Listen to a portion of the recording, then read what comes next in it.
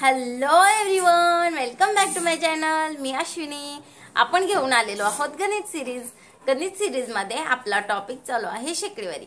शेकडेवारी हे म्हणजे व्यावहारिक गणितामध्ये जो भाग आपल्याला लागतो त्यातला एक नंबरचा पार्ट म्हणजे टक्केवारी.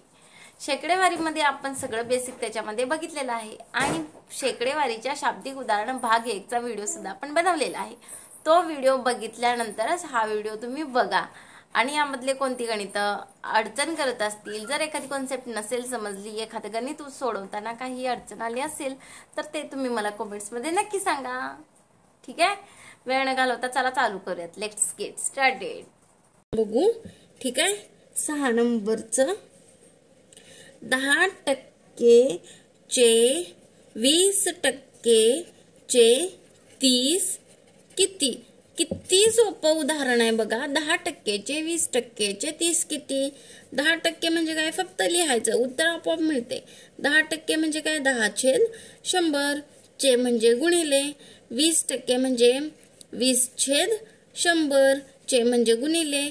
30 ॲज इट इज. ठीक आहे, आता हे 0 घालवा बरं. 0ला 0 गेले, 0ला 0 गेले, 0ला 0 गेले. राहिले काय, अंशामध्ये काय राहिलं तर इथं 1 गुणिले 2 गुणिले 3. छेदामध्ये काय राहिलं तर 10.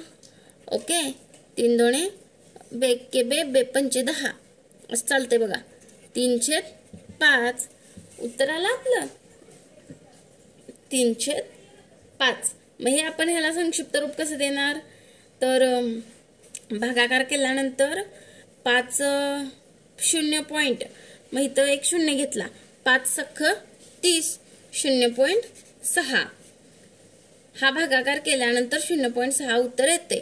कसं येतं इथं मी तुम्हाला करून दाखवते बघा. इथं 3, इकडं 5. ठीक आहे, आता 3 नी 5 सॉरी 5 नी 3 ला भाग जात नाही. मग आपण काय करतो, 0 दशांश चिन्ह लिहितो आणि 3वर 0 घेतो. ठीक आहे, म्हणजे आता 30 ला 5 ने भाग जातो. 5 सक्क 30, बाकी उरली 0. आपलं उत्तर काय आलं 0.6. कळलं. चला नेक्स्ट उदाहरण घेऊ. एका शहराची लोकसंख्या प्रत्येक 50 वर्षांनी 50% वाढते. जर 1950 साली ती 810 असेल तर कोणत्या वर्षी ती 160 होती? बघा, एकदम छान लक्ष देऊन प्रश्न वाचा. इतकं सोपं आहे उदाहरण, पण बघायला क्रिटिकल वाटते. एका शहराची लोकसंख्या प्रत्येक 50 वर्षांनी 50% वाढते. जर 1950 साली ती 810 असेल तर कोणत्या वर्षी ती लोकसंख्या 160 असेल? बघा, आपण काय करणार आहे आता, कोणत्या वर्षी ती लोकसंख्या 160 असणार आहे इथून सुरुवात आपण करणार आहे. ठीक आहे, म्हणजे कोणत्या वर्षी तिथं काय म्हणू आपण, पहिल्या वर्षी धरू. ठीक आहे, पहिल्या वर्षी. हा बघा, पहिल्या वर्षी.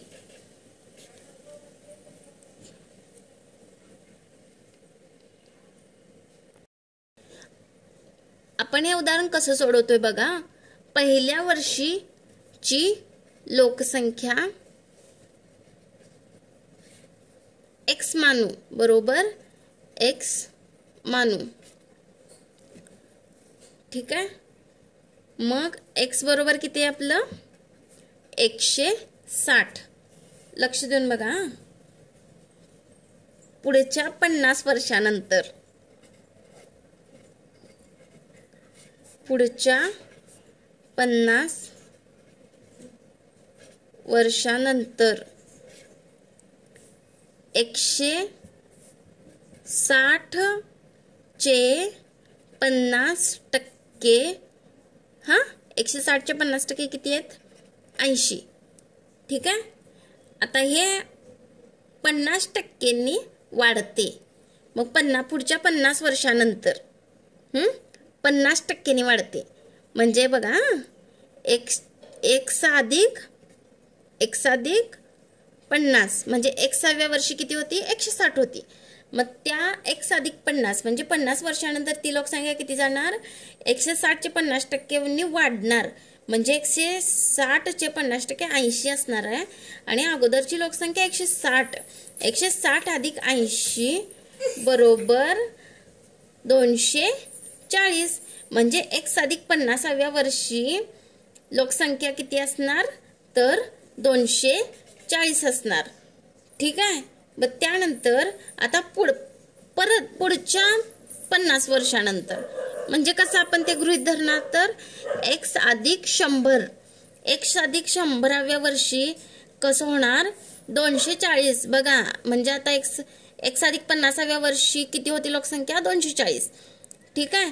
मग बघा आता 240 चे 50% बरोबर 5 एक्के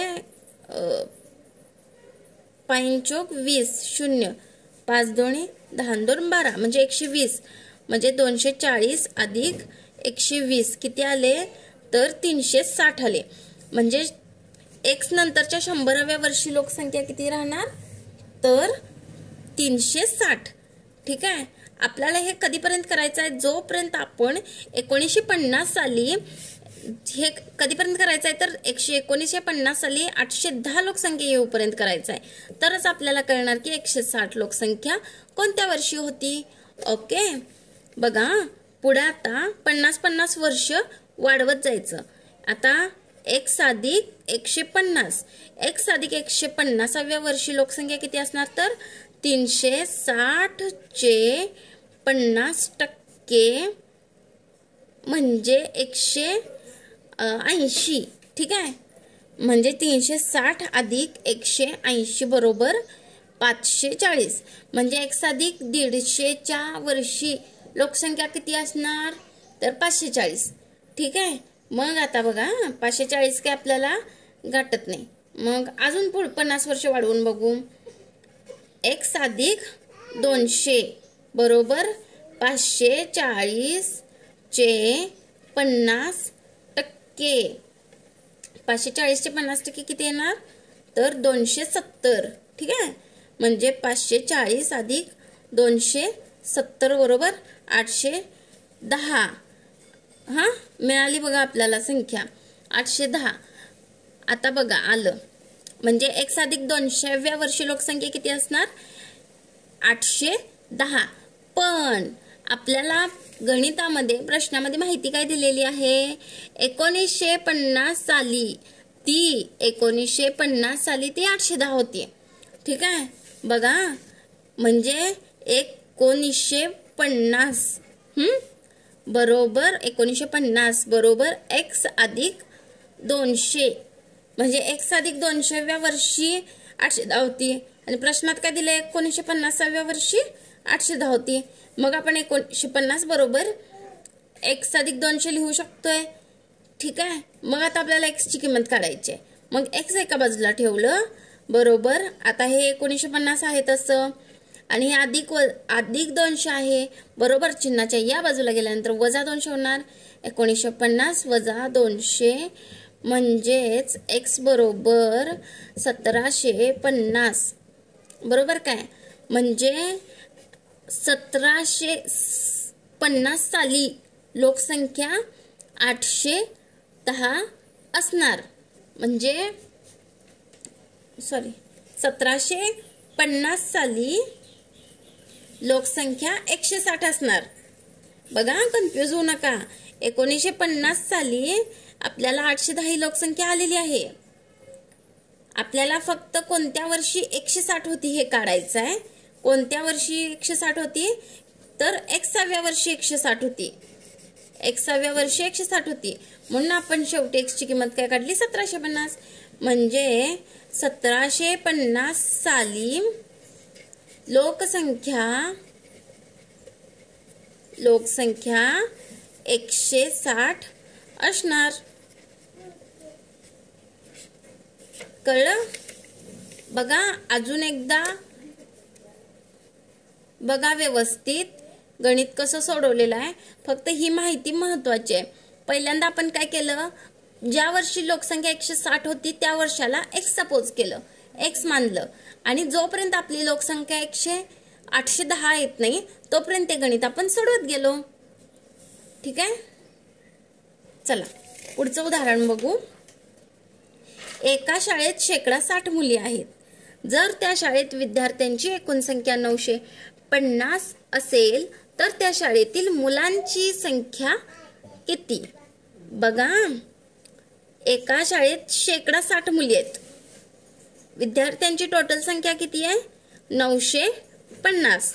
मग आपण काय करू शकतोय? मुलींची संख्या काढू शकतोय अगोदर. ठीक आहे. बघा, 950 एकूण संख्या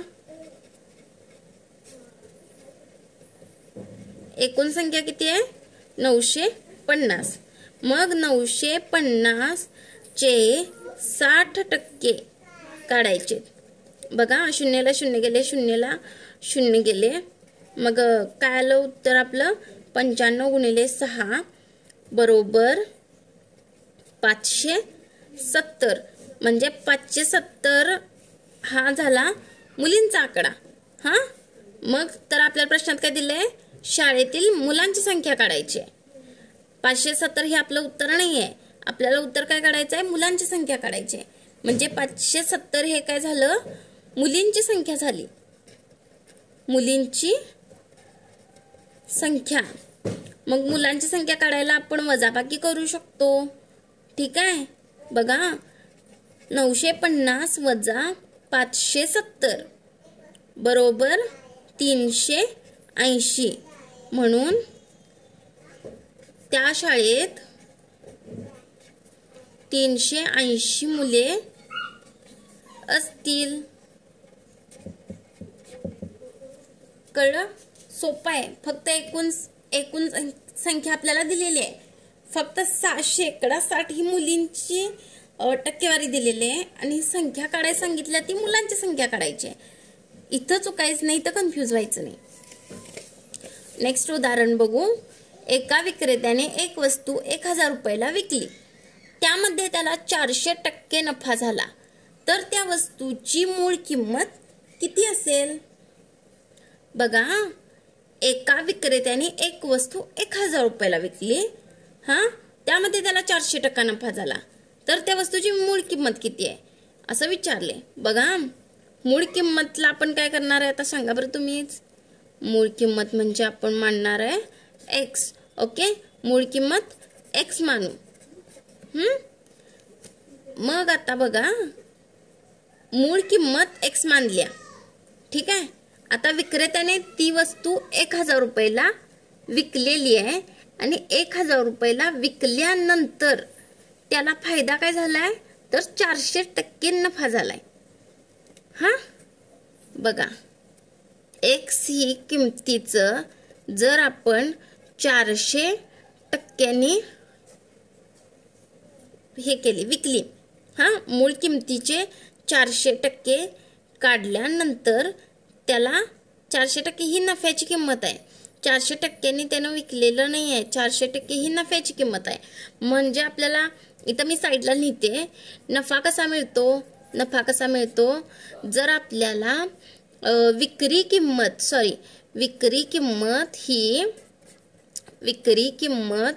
ही वजा खरेदी किंमत जर असेल, हा, तर आपल्याला तो नफा होतो.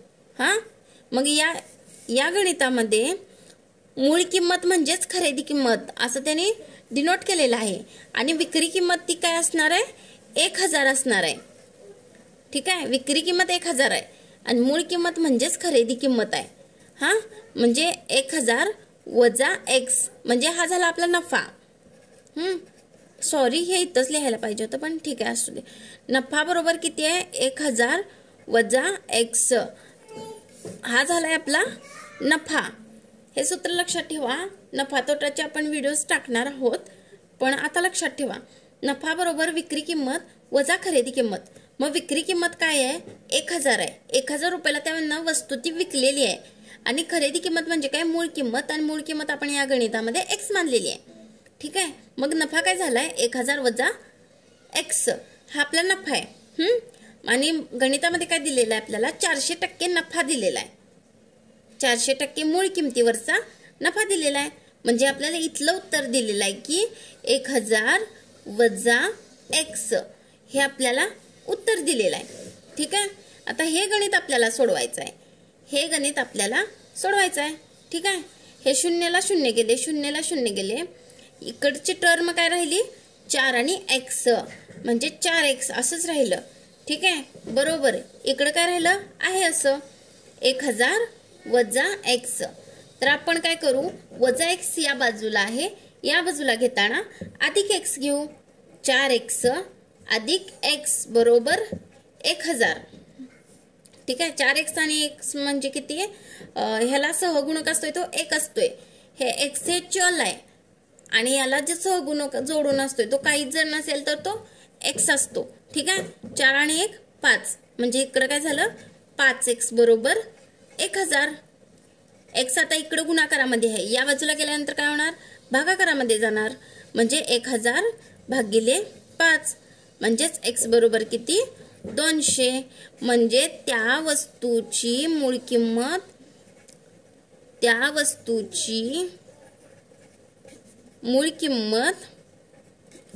200 रुपये असणार. ठीक आहे. आणि ती वस्तू त्यानं किती रुपयाला विकली 1000 रुपयाला विकली आणि किती टक्के नफा झाला तर त्याला 400% नफा झाला. ठीक आहे. समजलं गणित.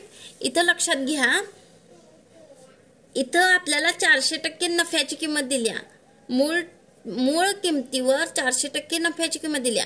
म्हणजे आपल्याला जर मूळ किंमत x मानलो तर उत्तरात पण नुसतंच x लिहून चालणार नाही, आपल्याला तिथं नफा दिलाय. ठीक आहे. मग ह्या नफाच्या सूत्रामध्ये ह्या किमती घातल्यानंतर मग आपल्याला हे 1000 वजा x मिळतंय. ती किंमत आपल्याला इथं घालायची आहे 1000 वजा x. हे चुकून आपण x वजा 1000 लिहू शकतो, पण हे बाय रूल केलं तरच गणित व्यवस्थित येते. सोपं आहे आणि एकदा लक्ष देऊन बघा म्हणजे तुमच्या लक्षात येईल. पुढचं बघा. गेल्या महिन्यामध्ये एका पेनची किंमत 1.50 रुपये होती. या महिन्यामध्ये त्याच पेनची किंमत 1.20 रुपये झाली.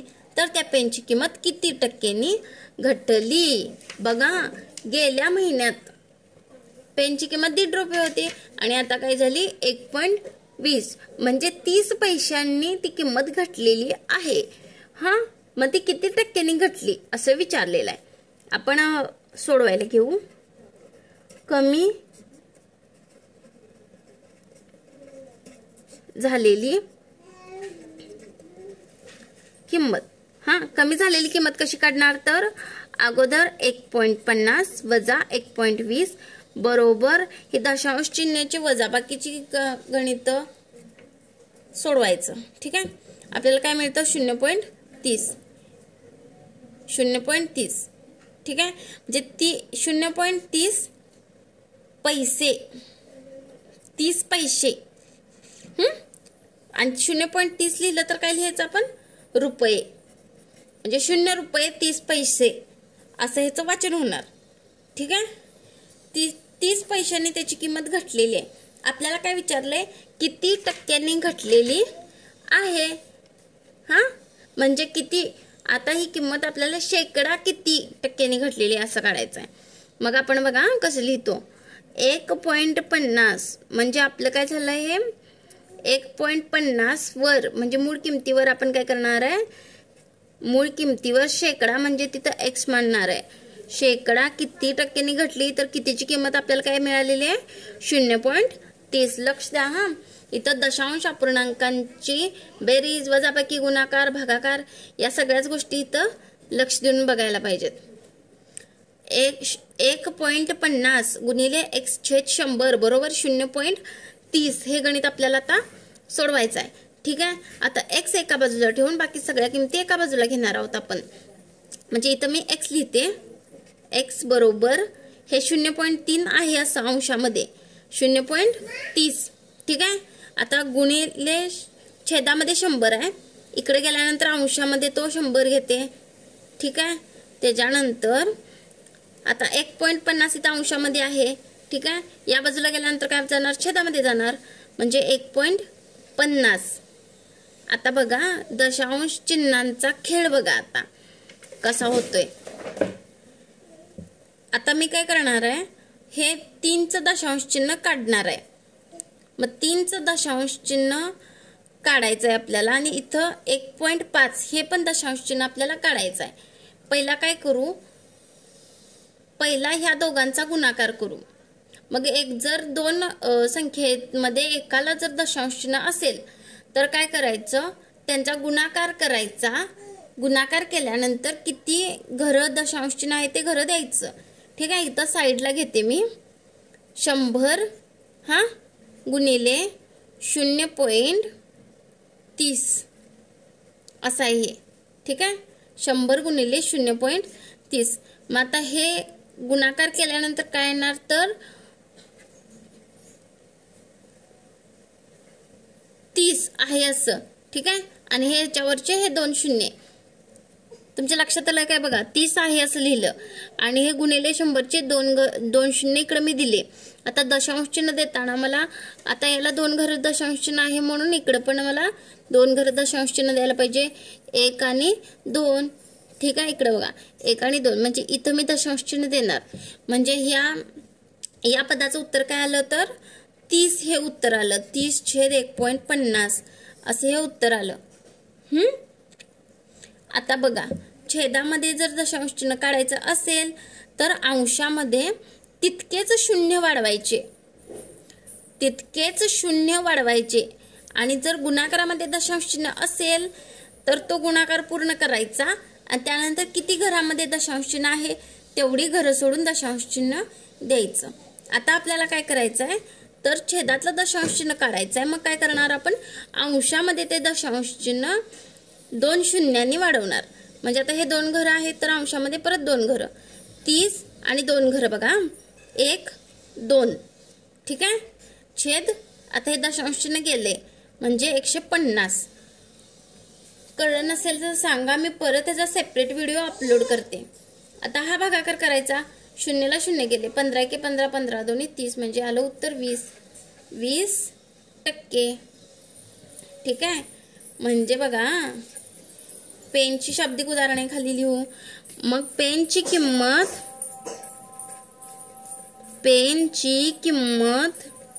%20 ने घटली.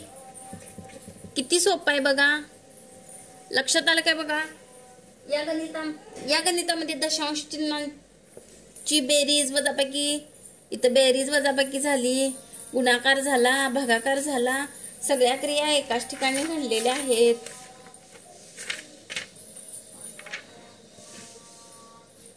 ओके, समजलेत का सगळे एक्झाम्पल्स? सगळे एक्झाम्पल्स सोडवल्यानंतर तुम्हाला त्या पॅटर्नचे कोणतेही एक्झाम्पल्स तुम्ही सहज सोडवू शकता. त्यामुळे तुम्ही व्हिडिओ पूर्णपणे नीट पहा आणि त्याची प्रॅक्टिस सुद्धा करा.